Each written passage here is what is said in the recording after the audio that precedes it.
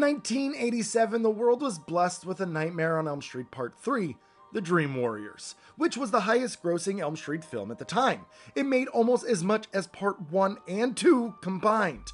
The massive success skyrocketed Freddy Krueger into being a zeitgeist of the late 80s and a pop culture phenomenon. I'm sure everyone knows the plot of Dream Warriors by now, but basically Freddy picks off teens in a mental hospital. It was only a matter of time before other horror films followed suit and tried to capture that success, and it didn't take long at all. Only a year later, in 1988, we got Bad Dreams.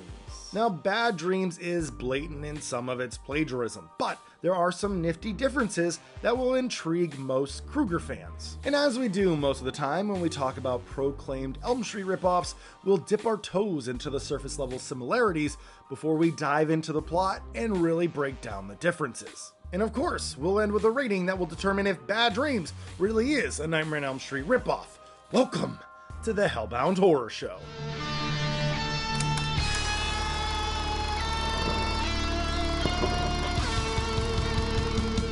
It's clear that Bad Dreams does have some similar story beats to A Nightmare on Elm Street, especially the third installment. The majority of the film takes place in a mental institution where a likable doctor holds group therapy sessions and focuses on a troubled teen who is having nightmares. A troubled teen eventually befriends the others in her group therapy sessions, and in the nightmares that she has, a terribly burned man is killing her friends, and these friends die in real life.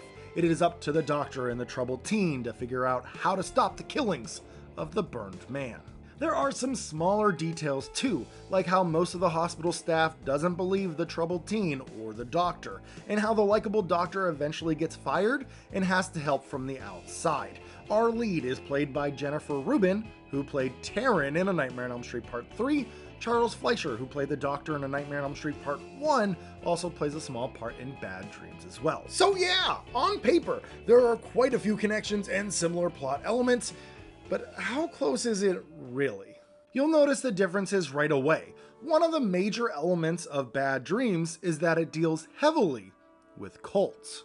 The opening takes place in the 70s with a cult leader named Harris talking about eternal bliss. He and his followers believe that when they die, they form as one and reach harmony.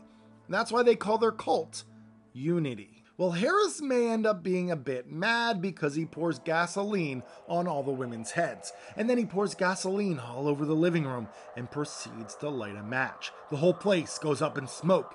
Everyone dies except for a young girl. She only survives because she gets scared, ends up running away, but she gets caught in the explosion.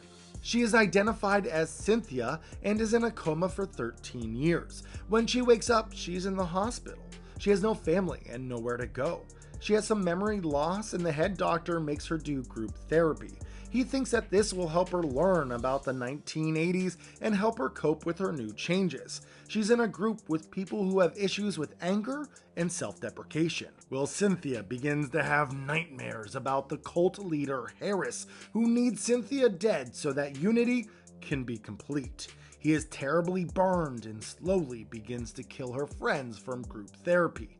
Now, these killings usually happen when Cynthia is awake. There are some fun deaths here too, like a girl getting baptized by the cult leader but ends up drowning in the pool in real life. The highlight is someone getting chopped up by the hospital's main fan turbine, and their blood and guts get ventilated throughout the building. It rains down blood in the hospital and is super fun, creative, but completely over the top. I love it. Cynthia teams up with a group therapy doctor and convinces him that Harris is collecting more souls for Unity and he won't stop until he has hers.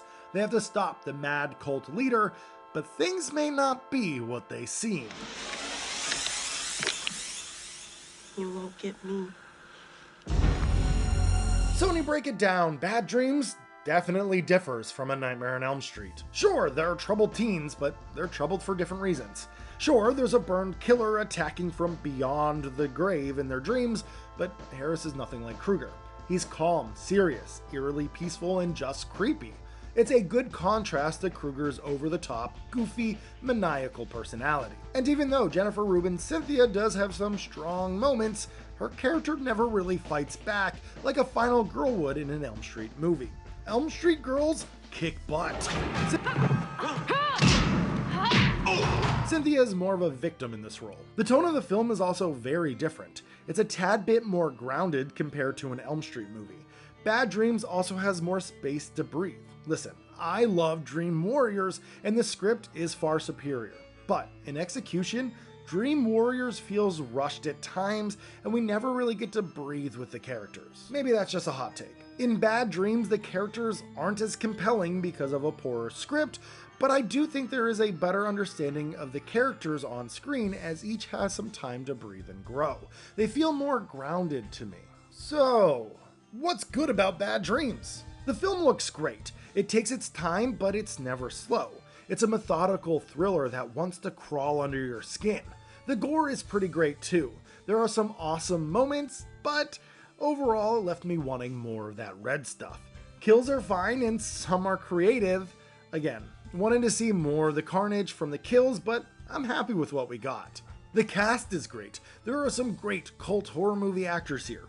Obviously, I already mentioned Jennifer Rubin, who played Taryn in Nightmare 3, but we also have Bruce Abbott from Reanimator, who plays the likable doctor. There's also Elizabeth Daily here, who was in One Dark Night, but is mostly known for her voice acting in Rugrats and Powerpuff Girls, among many, many others. No!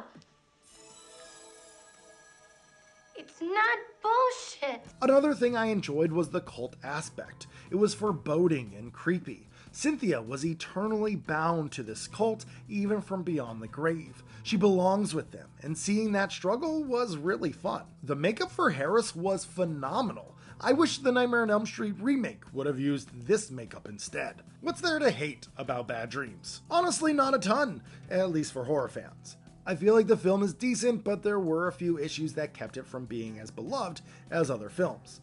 There is a bit of an identity crisis. Is Bad Dreams a slasher or an intense cult thriller? The ending makes the film feel like neither.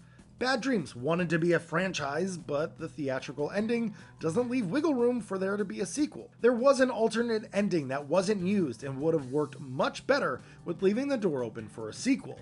It's very different than the ending we actually got. Cynthia confronts Harris and finds out that she is his daughter. I'm your daughter. Now you remember. My flesh, my blood, my spirit in you. My daughter, my only true child. She cuts his throat, and because his followers are part of him in Unity, their throats are slit too. It even ends with a small little jump scare. I'm not sure why they didn't go with this ending. I guess it does cheapen the film a bit, and it makes it more of a slasher film territory. But I like the bloody ending compared to what we got. Oh well. If you want to own the film on Blu-ray, there are two main options. You have the Shout Factory 2014 release that came with visiting hours. There is also an 88 film release in 2018. Both seem to be pretty different. Shout Factory has a combined interview with a few of the cast members, archival special effects, and behind the scenes, as well as the alternate ending. The 88 films release has more interviews and a different commentary. Both have their pros and cons, but I think I like the Shout release more for the alternate ending, and then you also get an extra movie with visiting hours. Bad Dreams is more than just a Nightmare on Elm Street ripoff. It's able to hold its own ground and is a good film despite it not being as good as its source material. Yes, there are similar beats, but despite that, Bad Dreams is a lot of fun and comes fully recommended. So beautiful. So how much Elm Street DNA does Bad Dreams have? I'd say it's probably about 50% Elm Street, 50% its own thing. And that's all I have for tonight. So, sweet dreams. I knew you were going to make it to the end of the video. Something about you's just special. What's your favorite Freddy Krueger one-liner? I feel like there's so many good ones and they all kind of started in part 3. Let me know your favorite. Good night.